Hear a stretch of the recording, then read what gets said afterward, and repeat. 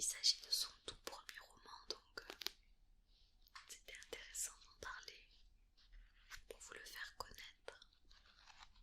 Puis je sais qu'en ASMR, en principe, on aime bien se faire raconter quelques histoires avant de dormir.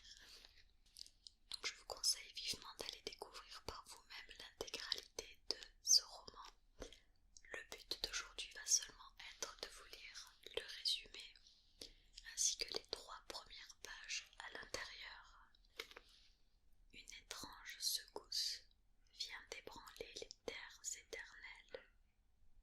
Nul n'en connaît la cause, mais l'on murmure que le légendaire portail d'Athénor, qui conduit au vaste et fantasque milieu, aurait réapparu.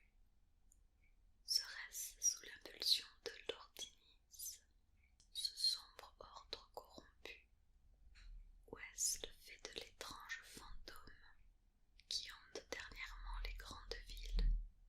Pour Aline d'une part, Nathanaël, Yao et Stan de l'autre. C'est l'occasion de percer l'un des plus grands secrets du monde et de partir à l'aventure. Accessoirement, car à l'heure où la menace gronde, sourde et insidieuse, le portail pourrait bien être le seul espoir des terres éternelles. Entre destins croisés, humour et fantaisie, Luc Gianetti entraîne ses attachants personnages dans une quête épique et captivante, rayonnant de 1000 couleurs, que seules les émotions les plus pures et la magie réelle savent invoquer.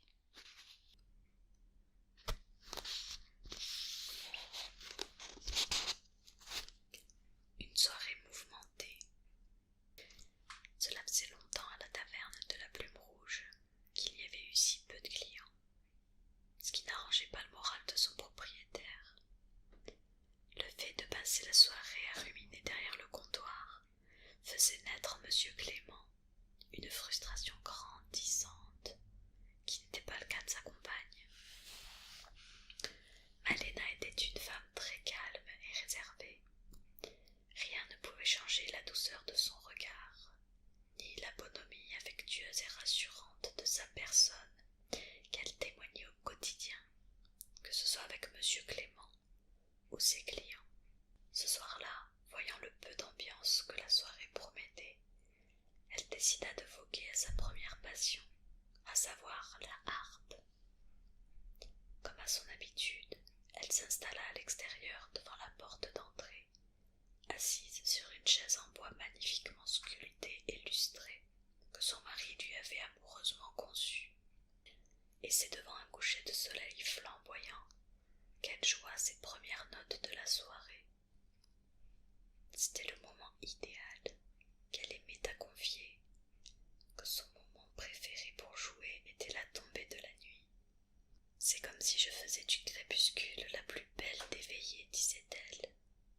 De plus, la taverne se trouvait dans les hauteurs de la ville de Sylvestria, ce qui laissait entrevoir un magnifique panorama et ajoutait encore plus de magie à la mélodie, à laquelle s'ajoutait le soutien de ses nombreux admirateurs, dont naturellement Monsieur Clément et sa fille Aline.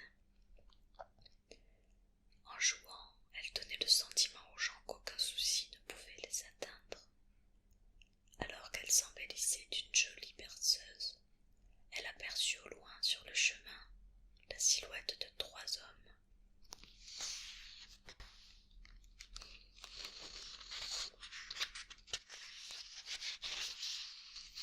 Après réflexion, c'étaient plutôt 3 jeunes adolescents.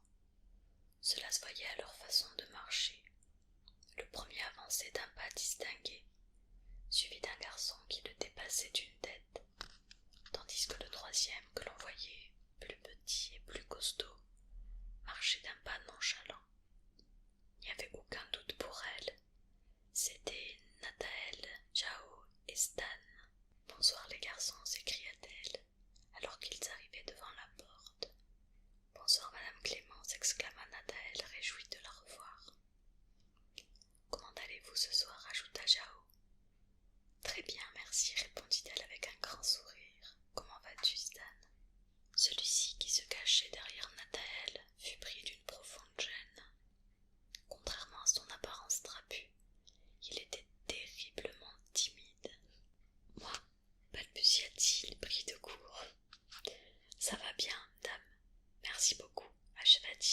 regard forcé.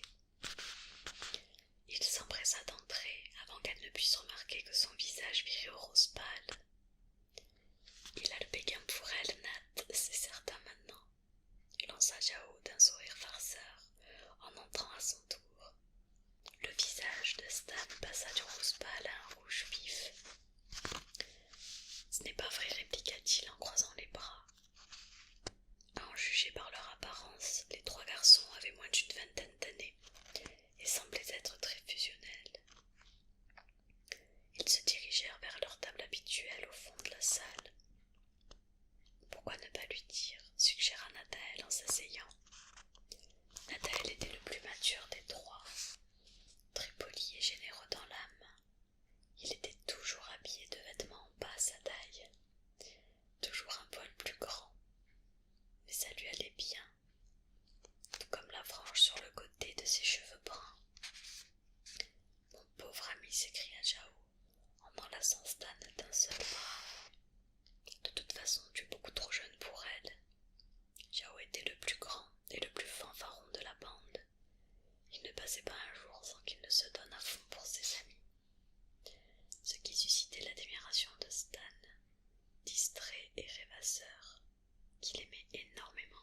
« Qu'est-ce que tu m'énerves, toi ?» grogna ce dernier, en retirant le bras de son épaule. Il serait malhonnête de nier que l'arrivée des trois camarades avait redonné vie en un instant à la taverne de la Plume Rouge. Ils étaient très appréciés des propriétaires, et il est vrai qu'on ne se lassait jamais d'eux. Ce n'était pas le cas de tous. L'exemple le plus frappant était celui de Monsieur Vermeil, qui depuis quelque temps venait tous les soirs. Il avait pour particularité de ressasser de vieux contes dès qu'on commençait à lui parler. À première vue, cet homme n'inspirait guère la sympathie, toujours habillé d'un tas d'habits noirs délavés, d'une longue cape de même couleur à la base, enroulée autour de lui, ne laissant voir de sa personne que ses cheveux tout aussi noirs attachés en arrière. Il était grand et sa tenue le rendait téméraire. Cependant, il paraissait toujours accablé et désabusé, sauf quand il racontait une de ses histoires. Il prenait d'un coup un ton très impliqué. Ce soir-là, il était bien présent, toujours dans le même coin. 3 tables devant le comptoir, 2 tables à gauche. Monsieur Clément, qui essuyait un dernier verre, se dirigea vers les garçons. « Salut les gars » lança-t-il. C'était un homme assez massif, portant toujours une salopette bleue de travail. Il était assez rustre, mais d'une grande tendresse intérieure. « Bonsoir Gérald » répondirent les garçons. « Attendez-vous beaucoup de monde ce soir » demanda Nathael.